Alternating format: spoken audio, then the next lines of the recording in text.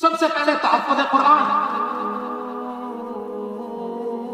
پھر تحفظ ناموس رسالت، پھر تحفظ ناموس صحابہ، پھر تحفظ پاکستان، پھر تحفظ اقلیت۔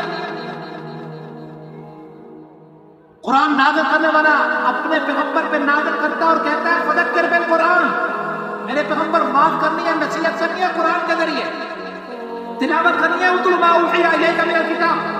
تو سب سے پہلے تحفظ قرآن، پھر تحفظ ناموس رسالت، تحفظ ناموس صحابہ، پھر تحفظ پاکستان، پھر پاکستان کا تحفظ، پھر اقلیت کا۔ یہ جڑا والا واقعہ بعینی جس وقت یہ ہو رہا تھا اسی وقت سویڈن میں بھی ہوا۔